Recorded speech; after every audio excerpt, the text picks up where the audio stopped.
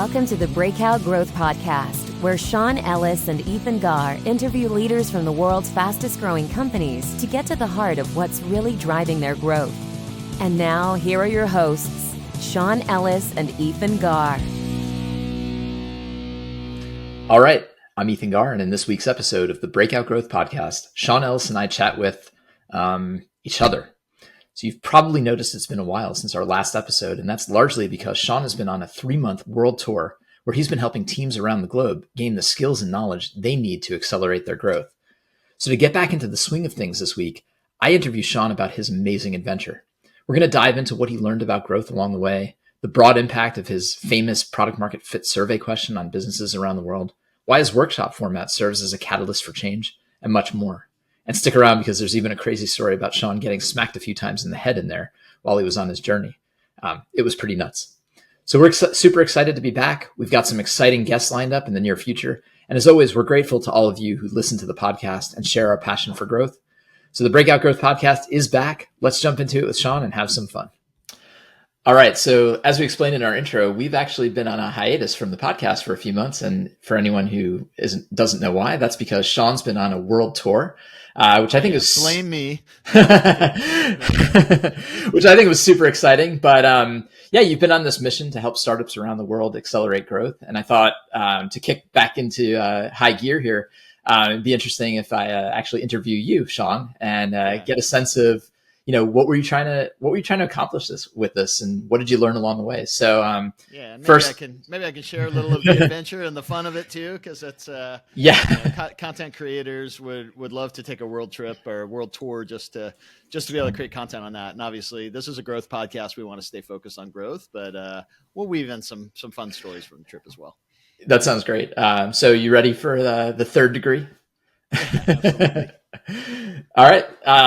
Well, let's just start at the beginning. I think it was about 7 or 8 months ago, you called me up and you said, hey, I am going to do this loop around the globe. I'm going to do this world tour. And, I think it had something to do with where your book sales were. But why don't you tell our audience a little bit about how this came about and what you were trying to accomplish with this journey?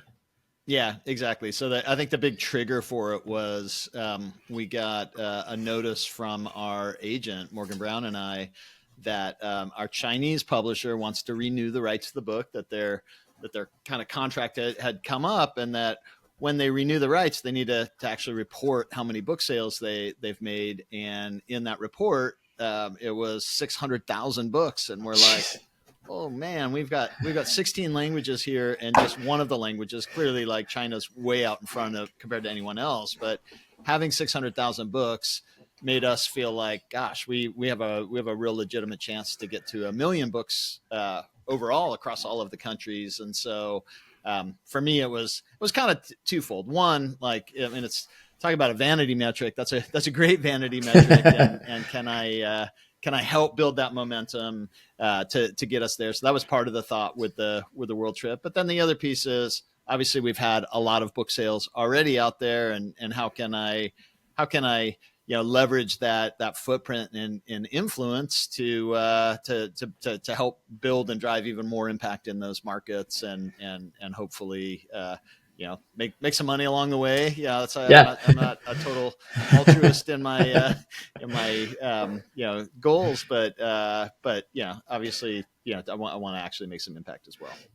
Yeah, and just for our audience, I think a lot of people probably don't have a sense of just how big that is, that 600,000+ books is, or a million books.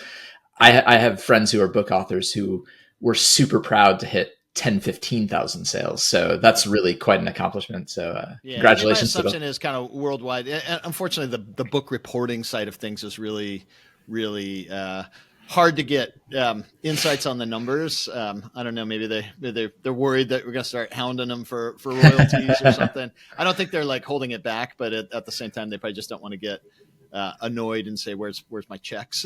But, our estimate is that we're probably north of 800,000 worldwide, and so it's still 200,000 across the rest of those languages is is respectable. Thank you, China, for really embracing the book. But we even in the U.S., the English language version, we've seen a big acceleration over the years. So that's super gratifying. I think you should thank your translator. He or she did a great job. So no, I mean, it's funny you bring that up. Actually, I think that it makes a huge difference. I underappreciated that in the beginning, that if you have a translator who actually has deep domain expertise, it makes a huge difference in the success of the book. And so our translator for we have a couple of different Chinese versions, but the one for mainland China, I get mixed up on what's like traditional and Mandarin and Cantonese or all the different ones. But whatever the mainland China version is, the guy who did the translation formerly ran data at LinkedIn, had a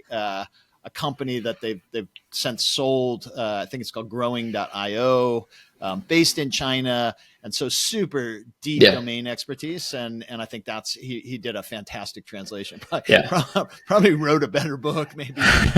But whatever it is, and then it obviously resonates with what Chinese companies are really interested in and how people are wired there. I don't want to get too far off on a tangent, but it really has a growth tip. Like it really, we used to translate our app into all these languages, and investing in good translation does make a huge difference. So it's actually a really good point. So anyway, so you didn't have a lot of time before you jumped into this. From the time we first talked, I think it was probably 3 or 4 months of prep, and then January rolled around and you were buckling into a flight. If I remember correctly, you were exhausted, but why don't you tell us a little bit about just the planning phase, and then just what you were thinking as you jumped off?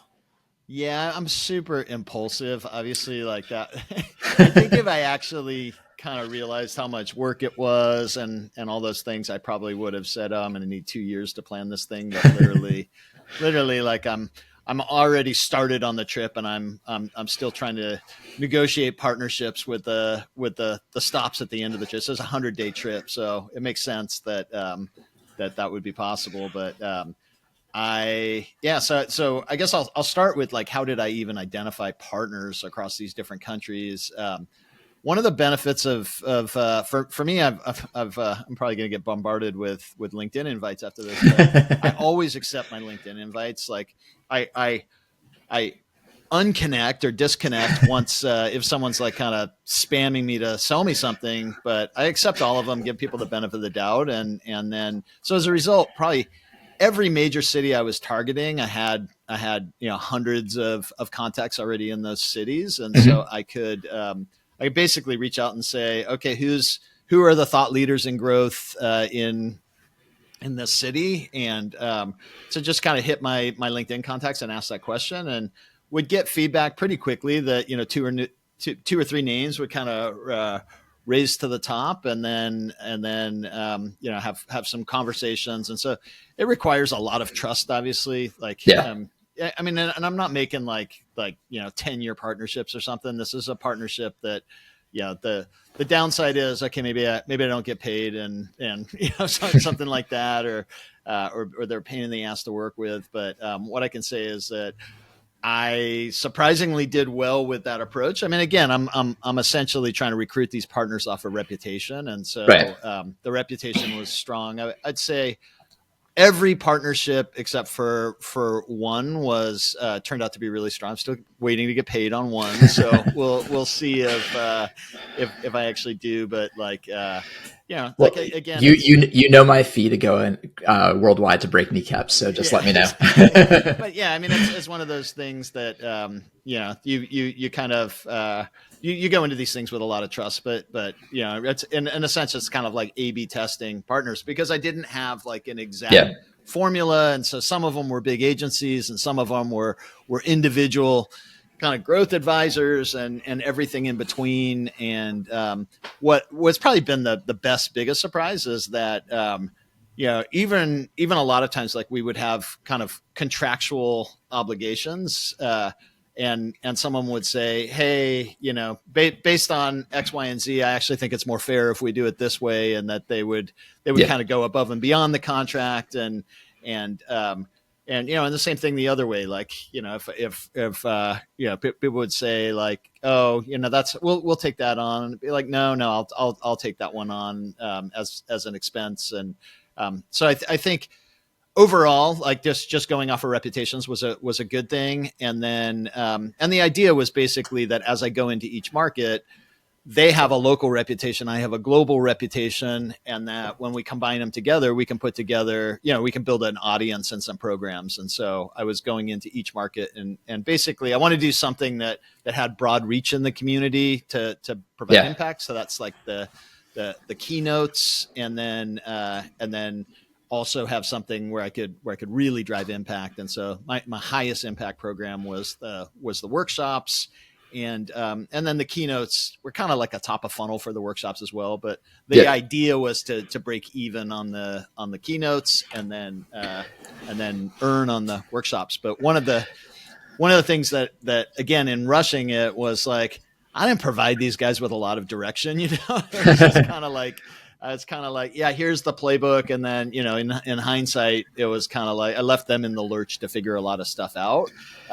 But in the spirit of kind of like A/B testing stuff, it means that these partners approached it all pretty differently. And so I could start to see, this is the ideal type of partner. This is the ideal approach that they take. Yeah. Some of them were like pretty demanding for me, which made it hard because, obviously I want to do a trip around the world too, that I can enjoy it a little bit. So, I had some of them where they're like, can you contact all your LinkedIn contacts in this market and help us sell tickets? We're having trouble selling tickets. And, and that's where I would find maybe that some partners were, even that they may be based in a country, but the majority of their clients, like if they're consultancy or an agency, maybe were worldwide. And so they actually didn't have much reputation locally. But again, like I chalk all of that up to, if I had spent 2 years planning, same way, if you're launching a product, like you can spend all this time sort of in the boardroom, or like my velocity of learning was so much higher the way that I did it. And I know that if I do something similar, and I don't think I'll do a world tour again, but I'll do regional, and I think I'll be so much smarter about how I approach it because I rushed into it. There's an old book by Guy Kawasaki called Rules for Revolutionaries, and my favorite chapter, and the title is "Don't Worry, Be Crappy," and it's all about sometimes you just got to get out there and do it, and it's like, but it's great. Yeah, it's great. There's a balance there, but I just want to back up a little bit to something. That was a total. No, it's great. I've purchased your workshop at Teltech, and I thought it was transformational for my team. I've run workshops with you. So I have my opinion as to why these are so valuable and why when we deliver these well, they can have such a huge impact for businesses. But I really I'm curious why you think this, and what you learned along the way that makes you really feel like the workshop is such a valuable format. Yeah. So I've been kind of iterating on it since really like right when our book came out in 2017. Soon after the book came out, I think Microsoft bought, before it was even available to the public, Microsoft bought, I believe it was 5,000 books. Wow. And the head of growth for the Office 365 team reached out to me and said, hey, I'm finding that my team, hold on a second. I'm just going to got the gardeners starting to go out at somebody's house, and so I'll close the window there. But so he reached out to me and he said that, everyone's really excited about this, but we're really having trouble implementing it. And I think a workshop format could really help with this. So he and I then sat down and literally hashed out what would be a good workshop format over the next like several weeks. I don't remember exactly how long we spent on it. And then Microsoft being a big company, obviously, once we said, okay, I think this thing's ready for prime time, then I went into their procurement system, and it took a long time to actually get it started. But it probably was to Microsoft's benefit that they waited a while, because I then took a similar format and actually delivered it to several startups and was able to refine it based on their feedback and what was working and where they were struggling afterwards. And so I've basically been delivering and refining it ever since 2017. And so I eventually did it with Microsoft, and have done it with several other teams. And I think the reason that it works so well is that you can go really deep on learning the skills around growth, but let's say you're one individual and you learn growth very deeply.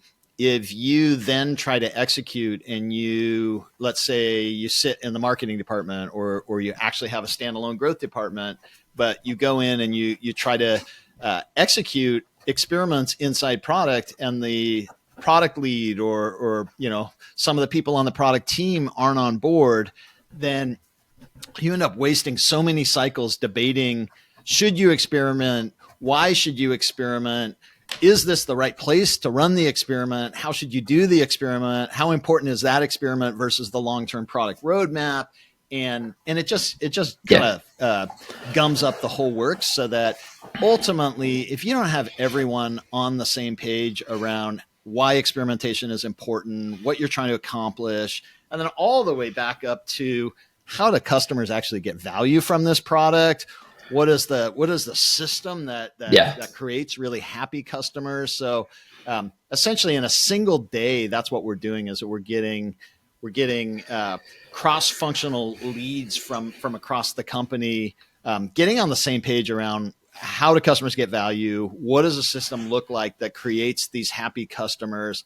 Where are the best opportunities for improvement? How do we run experiments in those opportunities? How many experiments should we be targeting? Per time unit. How are we going to run that process of experimentation and analysis? How are we going to staff that process? You could potentially try to gradually make those decisions over the course of weeks, but people are so busy in their day-to-day jobs that it ultimately just loses momentum. And so, again, like kind of zoom back out to the problem. We got almost 1 million books sold. You've got these great education programs like Go Practice, like Reforge.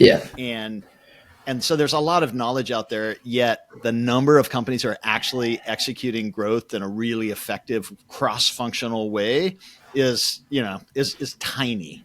And so I feel like the workshop is kind of the missing link that actually helps companies execute well. And then the benefit of how I'm doing the workshop on the world tour, how I did it, is that it's pretty expensive. If I do a single company, it can be $40,000 for a single company to spend a day with me. I think it's actually a really good investment for the right company, but I've found a way to actually do 10 companies at the same time, where they're actually sending their kind of 5 cross-functional leaders, and they're grouped in individual tables, and I put them then through the program where it's maybe 30% of the time is me sort of giving them directions and instructions on how each component of the 9-part workshop works. But 70% is the team then collaborating on the implementation of the material and making the key decisions and planning exactly how they're going to work together to execute growth. I was going to say, I think to me, like that's where everything you said, I agree with, but I would say one of the key distinctions about the workshop is it really is this catalyst, this one or couple day event, right? It's a point in time where everything was before that and after that. And for us at Teltech, that was what I found is after that, we had a new way to look at things and work together. But I also almost works in the same way. Sorry to just interject. Yeah, go ahead. It almost works in the same way that there's kind of before product market fit and after product market fit. This is kind of another one of those key pivot points in the company. And I do think that facilitated collaboration, like you could try to run that yourself as a growth leader, but having, someone come in and like who has this knowledge base like you do and the experience of working with all these companies, I think there's a way where it does something to really help break down silos, get people thinking about things from a different perspective, answering questions that they probably talk about all the time, but until you're in a room together and fighting through these things, through these exercises, I think it can be hard to like really like, feel and experience that change making. So, I think it's incredible, but, so let's move on from, that's a great explanation. And I'm glad you went deep on it, but as you're traveling around the world, like, what surprised you along the way? Were you getting reactions that were different from something you expected, or like, what was surprising you along the way, if anything? Yeah. I mean, so again, I probably the surprises essentially mean like, what were my expectations versus, what were the realities?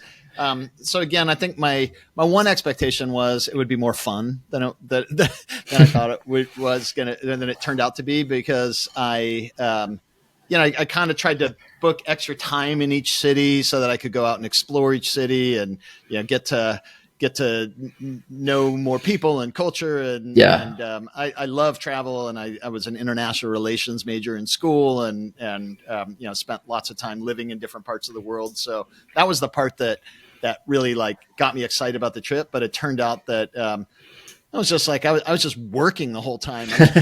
I'm prepping new markets, preparing material for existing markets, doing some private workshop stuff, like just so many different parts that I really, I was like borderline burnt out pretty quickly as I was going through it. And, but fortunately I had some conversations along the way that really gave me the momentum to keep going and got excited about it. And it was really those conversations where I was able to hear how much impact I've had on individuals, whether it's their careers or companies themselves. So, even when I first got to Brazil, I came across a company called Nubank that I had not actually spent, not really, maybe I'd heard the name before, but didn't know anything about them. But super fast growing bank. Like I think they in early 2000 or in 2022 they were at like 40 million customers, something like that, and now they're at like 90 million customers. And you're like, oh, they must have just poured a ton of money into marketing. No, they actually, almost all of that growth was organic without traditional marketing. And excuse me, Sean, could you reach out to them and maybe get them on the podcast? So, but when I like drilled into the company, so I had been invited to do a keynote there at the company, and so I talked to some of the early, some of the team leads there. And I mean, one of the things that's really interesting is that a Brazil-based bank serving customers only in Brazil, Colombia, and Mexico. Their head of product is actually based in Silicon Valley and is a former Facebook guy. And he was saying that when he first got to Nubank, everyone was talking about the SES. And finally he's like, what the heck is this SES you guys are always talking about? And it turned out to be the Sean Ellis survey. And so I always call it just like the product market fit survey or product market fit question. Yeah. And it was really, really cool. Like, and that was not the only time. He basically said it's like everyone talks about it in the company and has since the early days. And so to know like a methodology that I put out there, more than 10 years ago has driven such impact and in a company like, and a bank to me, like, seems like it would be not that exciting, but they really, they have a big mission, and they're serving kind of the underbanked people in parts of the world that were ignored for a long time by other banks. And so there's like a lot of feel good components to that story as well. But time after time, like the number, that was probably my biggest surprise, was the number of super successful companies that came back and said like that survey alone was super powerful in helping them not just, understand that they have product market fit, but really deeply understand that product market fit so that they could leverage that in how they built sustainable growth in the business. One other thing, just to kind of throw out there was probably the most exciting company I heard about, or that I connected with. The U.S. government might not be as excited about this, but I met with the early the team that essentially built the growth team for TikTok, and so they had ByteDance as the parent company, and so they were part of the ByteDance organization a couple of years before the launch of TikTok. But they told me that everything they did that before our book came out. But basically, they said like a lot of what they did in building that growth team for TikTok was based on the learnings they got from my blogging that I did, and a lot of that blogging was I didn't have a ton of readers back then, and so super exciting to know. That's definitely like the company with the biggest reach that I've had a direct impact on, and so I thought that was super cool. And even my last stop in Japan, which has a pretty low kind of there's not a lot of entrepreneurship in Japan. I think it's a fairly low appetite for risk, and I find a tight correlation between entrepreneurship and agile growth hacking, whatever you want to call it, that ultimately, if you want to take a test-driven approach to growth, you have to be willing to fail. And it's that same willingness to fail that makes you more likely to become an entrepreneur. And so countries where there is a really high level of entrepreneurship tend to do better with growth hacking than countries that don't. And so, but I met with probably one of the most successful entrepreneurs in Japan. He's built one unicorn, and he's now on his second unicorn. And again, he's like, we sat down for lunch, and he's like, "Oh man, the Ellis test really helped us in both companies." And I also learned from you the importance of speed to value. And so, those conversations over and over again just gave me so much like energy and momentum to just keep going on the trip, despite sometimes being a bit burnt out. Yeah, I mean, that sounds like super inspirational, and I think it's. I don't want to lose the thread on. I want to ask you more about the different markets, but I just wanted to go back to talking about the Ellis question, the SES, the PMF question. Yeah, because as you know, it's something that like near and dear to my heart, because I think it was transformational for me with in driving and helping drive growth, and I use it in every company I coach and advise. One of the things that I think the original sort of impetus for it, as I understand it, this idea that like, hey, if you've got about 40% of people saying that this is a must-have experience, like if this product were to go away tomorrow, I'd be very disappointed. Like you always said, like that's sort of like the demarcation line where like if you don't have that number, like you need to focus on getting to product market fit. If you have that number, now you can go into growth mode and drive acceleration.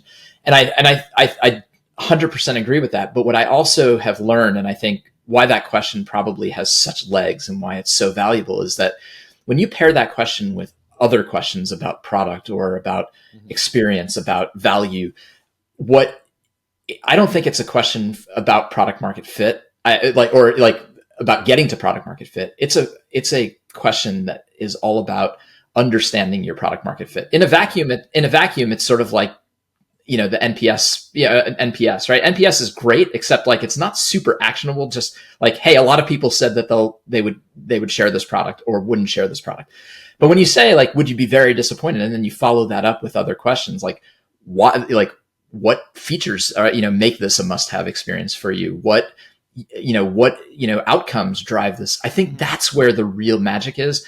And I think the lesson for me was keep asking this question, keep asking it to new audiences as you acquire them, because as you do that, what you can, it helps you make sure that you continue to have product market fit, that you're growing product market fit. You're strengthening that product market fit. Exactly. And that becomes a competitive advantage in everything that you do. Yeah, absolutely. So I think it's interesting that that's the thing that across markets was so, that you were seeing across markets. But going back to that, it's interesting how you said like in Japan, the culture has a huge impact on that.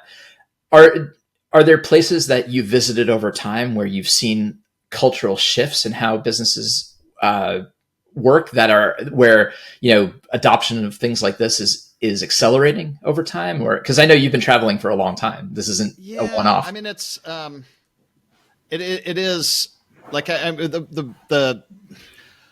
one of the challenges is that, this very, because this approach to growth, because it is cross-functional, it is super agile. It's, it does require kind of a different way of doing business than most companies traditionally have done business. And so it is much harder for large established companies to change their culture as a business to be able to do these things. And so it is just interesting to see, which countries do have a large base of entrepreneurship, and that within that base of entrepreneurship, you tend to see people being better at growth. And so I do think there's that tight correlation.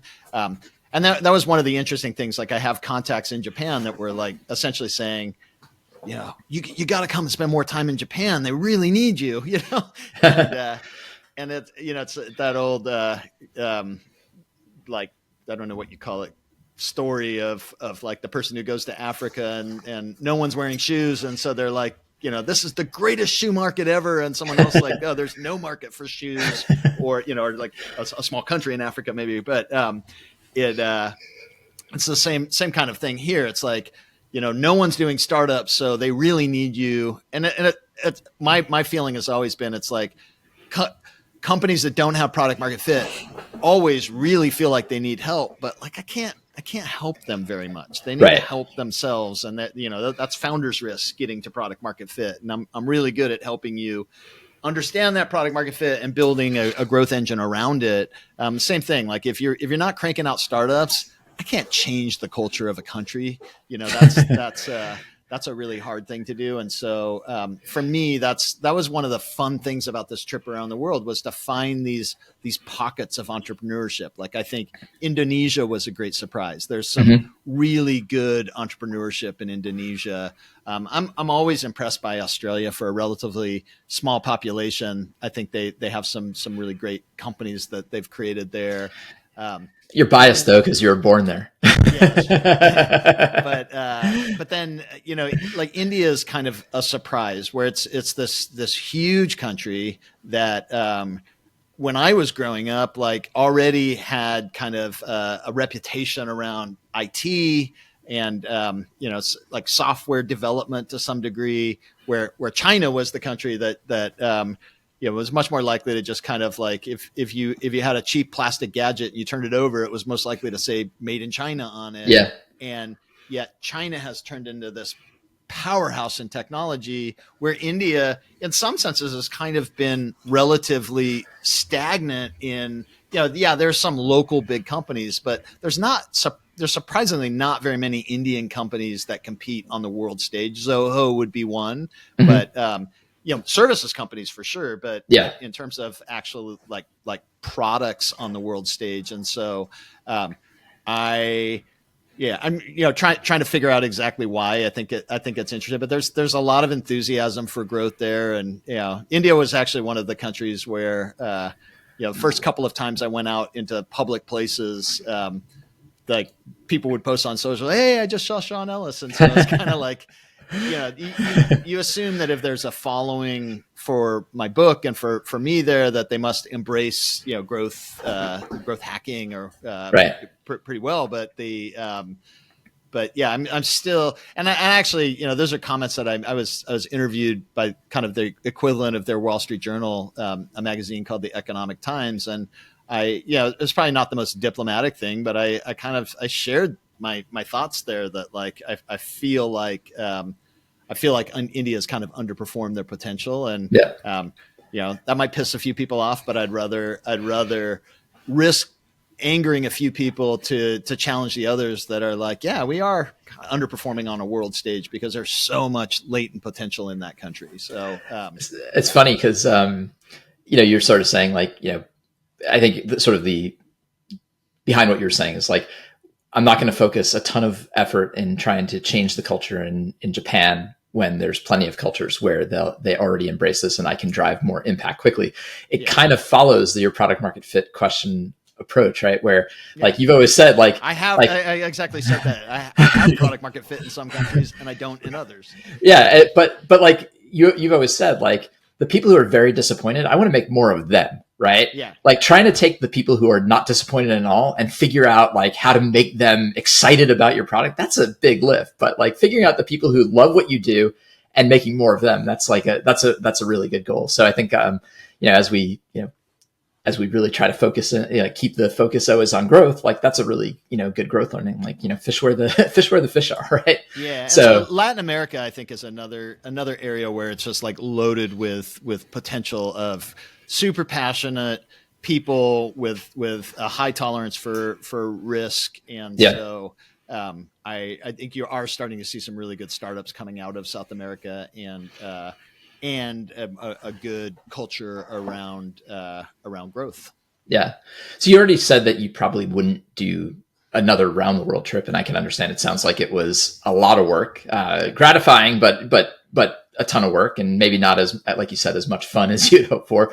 But, I want to ask you a couple questions just about the fun stuff in a second, but if you could go back in time and do this differently, is there anything you would change in your approach now based on, hindsight? Yeah. I mean, like, not necessarily go back, but like if I were to do it again, what I might do differently, I would probably, I now know the better profile for partners. I now know what works really well for organizing the keynotes and the workshops and how to promote them better. And so like everything I could do a lot better than I could before. But again, it was all a function of the learning. So one of the biggest things that I would do differently, I have a strange thing about me that, a few years ago, I said, I never want to work for anyone again, long-term. Like I do these interim roles. I don't mind working for 6 months full-time for someone, but like long-term. And then the other, after I was a founder for a long time and just, felt the pressure of payroll and all the other pieces. And it's like, okay, I wanted the ego boost of being a founder and to try that. I had so much respect for founders, but afterwards I'm like, God, it's not nearly as glamorous as I expected it to be. And so I made this thing to myself where, okay, not only do I never want to work for anyone again, I never want to have anyone work for me again. So it really like limits my my lane I can operate in when I'm that way. But obviously, like these partnerships, for example, fill the void of having a team. But one of the things that I wish I would have done before was actually spent the time to get a virtual assistant beforehand to help me with some of the mundane tasks, like the fact that I'm sitting in my hotel in Singapore rather than exploring Singapore, emailing out or LinkedIn and executing these little playbooks of hitting my LinkedIn contacts and saying, hey, I'm coming there. Got the saying, I'll give you a 50% discount if you'd like to come and attend my keynote, but in return, I would ask that you please share the keynote on your LinkedIn profile and in your feed. And it's a great little playbook. It worked well, but like that's something I could so easily have a $5 or $10 an hour virtual assistant doing, and I could have gone out and enjoyed it. So I actually just hired my first ever virtual assistant yesterday, and I'm doing my onboarding call with them today, and then she officially starts tomorrow. So again, like some of the challenges that I've had on the trip, I'm already making adjustments and I'm my world tour where I had my round the world ticket is finished. I'm obviously continuing to do a lot more travel and execute the program. So I'll be going actually to Brazil later this week, and then Europe a few weeks after that, and so all these learnings I'm putting back into place. Like I just created a long document on how to position the workshop for different stakeholders in companies, for sales teams. And so, yeah, I'm already acting on all the thing I got from the trip. All right. So now the fun stuff. So, secretly, and most people don't know about you, but in the background, you always refer to yourself as the bad boy of growth, and, trouble always follows you. No, I'm just kidding. No, but you go around the world for 3 months. I imagine there's got to be some crazy stories along the way. Can you give us one good story from the travel side of this that made this hilarious or fun or interesting or whatever? Yeah, probably the biggest surprise. So, again, one of the things I tried to do was, give myself extra time in each market so that I could actually get to explore the city and enjoy it. As I mentioned, part of it, it was a lot of planning for the next market and admin for the past markets. But I also had my partners were like, oh, we got to make the most out of having Sean here. And so they would book me up on live radio and podcast interviews and YouTube, interviews. Yeah. And so I was in Jakarta and, had so many interviews lined up, which is great because it just means that much more, building awareness for this exposure. Yeah. Yeah. And, but my last day in Jakarta, I'm wrapping up, late at night, 10:30 at night, my YouTube interview. Then I have to go check into a new hotel, fortunately by the airport, and I'm flying to Singapore the next day at 5 a.m. And so by the time I'm checked in and I unwind and then I wake up for my early flight, I'm on 4 hours of sleep. And some people can function on 4 hours of sleep. I'm not one of them. And so at a minimum, I need 6. I target 8, but I know I can function if I have 6. So I'm like, okay, well, it's going to be a 2.5 hour flight from Jakarta to Singapore. My round the world ticket was a business class ticket, which is surprisingly affordable on the Star Alliance or One World. But I had a last minute change on this flight to Singapore, so that I was in economy class for this leg of it.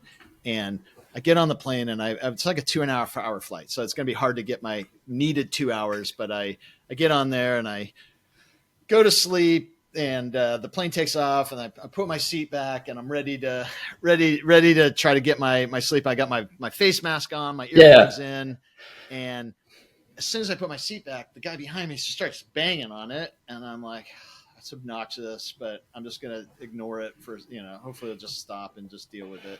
And then because I didn't react, he stands up and hits me across the head 3 times, really hard. It actually hit you, not the seat, hits you. Jeez. Yeah, after the seat, then because I didn't react, then he literally lost it and hit me 3 times. So I quickly reported him to the flight attendants for assault. And then when we landed in Singapore, let them know that I had been assaulted on the plane. And of course, not the most proud moment for Americans, but the dude behind me happened to be an American.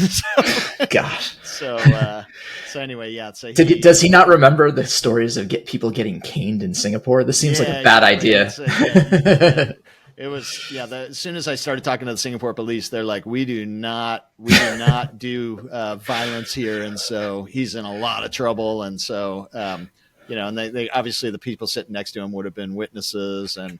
But I didn't want to spend the next several weeks in court. So and he was actually dragged off his connecting flight to New York by the police. And so he had enough, he paid a price for what he did that I was like, oh, I'll drop charges and let him go. But that was the most bizarre incident of the trip for sure.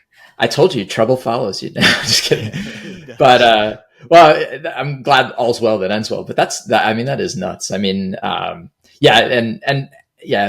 travel it's gotten crazy. I remember when my daughter was just 7 or 8 years old, I took her to space camp in Alabama, and on the way back, we were in the airport and 2 guys got into a really, big heated argument. And my poor daughter, she was 8 or 9. She was practically in tears. She was so scared. It's this stuff gets just out of control, but it's a good story. So I'm glad you told it. It's funny because I got, obviously I did not fall asleep after that. My adrenaline was through the roof. So I was awake the rest of the time. And, and that's actually, soon after I landed was when I met with the TikTok guys. And so I really wanted to have my wits about me, but I think he woke me up enough. It was 5 shots of caffeine. So I made it through the day just fine. But I remember as the plane's about to land, I'm like, was so off the wall and bizarre, but man, that's going to make a great story. I wasn't that like bent out of shape about it. All right. Well, just for the record, next time you and I go out for coffee, please don't just say, no, I'll save the $5 and smack you across the head like that. It's not what I'm looking for. Exactly. But all right. Well, I know you've got a long day ahead of you. You got a lot going on with with more travel coming up. So, this is our final question that we ask all our guests, but it's fun to get to ask you this question. What do you feel like you understand about growth now that maybe you didn't understand before this trip? Yeah. So one of the things that's really cool with this is when I find it like whether I'm in companies that I've worked with in the past, but when you immerse yourself in your customers, like hour after hour, day after day, epiphanies do come to you. And so, doing all of these interviews and workshops and just talking about growth so much, it became obvious to me at one point. One of the things I do in the workshops is called the what would you do exercise. It's kind of based on what we do in Go Practice, where it's like little mini simulations where I present some data to them, and then I'm saying, based on this, would you resign? Would you keep going? Would you keep testing in this area? Like all kinds of like scenarios of like that they have to make a kind of a big decision. And I found myself every time I was doing that, like, if you could ask one question, what would you ask to be able to make this decision? Like once I kind of get into hints when they haven't gotten the answer the first time. And that was one of my big learning is that and we actually talk about it in Go Practice quite a bit as well. Like, it often comes down to asking the right question. And, why are people doing this? Why are they not doing this? Why am I not able to do this? And so it's crazy how just asking the right question is a huge part of being successful in growth or in probably just about anything in life. But it's kind of like, what is the thing that's preventing me from achieving the outcome that I want to achieve? Yeah, absolutely. I think that's a great point. And I also think like what it does is like when you get in the habit of asking good questions of each other, it's really where like you do challenge each other and you start to like see things like beyond just like your little world, right? So if silos are forming or even just like your own biases are forming, when you turn things into questions, it gets everyone in the room to start to, ask their own questions. Well, what about this? And what about that? So I think that's a really good point. Just a couple of key takeaways from me from this conversation are, one is that the product market fit survey has wide and broad value around the world. It's really been transformational for companies. And I think like to the conversation we had earlier, it's not just a tool for a moment in time. It's a growth tool. And it's one that companies can really lean into. Another thing you said that I just found fascinating is just that like how much risk tolerance and risk aversion are going to be factors in your ability to grow a business. I think that's going to make a big difference. And then finally, just thinking about the workshops that, you're obviously super passionate about, myself as well. The workshops are a great catalyst for growth. They're like thinking about them as like this moment in time, that like before product market fit, after product market fit, before the workshop, after the workshop. I think it can be a real driver for impact in a company. So yeah, I really appreciate you taking the time to do this with me. I mean, obviously you have to because we're podcast partners, but but I do think this is a great way to get back into gear with the podcast. I'm looking forward to bringing some really cool guests on. We have some great ones teed up, so that'll be fun to get the podcast going again. Yeah, and it's just we really we get so much value out of the reactions and response we get from our audience to this. So it's super meaningful, and I like doing things that are a little out of the norm. So like this. So impact is definitely like something that I think both of us thrive off of when we get feedback from the impact. And I did. That was the other thing. I got a lot on the trip around the world of people saying, I love your podcast. I love your podcast. And so, it's easy when you just kind of look at the numbers in the reporting system and you're like, oh, wow, cool. We had X thousand people listen to this episode, but when it's conversation with one person and they get so much value out of it. It is good motivation for you and me to keep going. Yeah, for sure. Although I think you embellished that. I thought that my understanding was that they kept saying, "We really love your podcast partner. He's awesome." Wasn't that what you told me? Something like that. Anyway, thanks so much, Sean, and thanks to our audience for joining today. It's really great to be back, and despite all the nasty things I say about you behind your back, Sean, I really enjoy this. So anyway, thanks everyone for listening and for tuning in. All right, thanks everyone.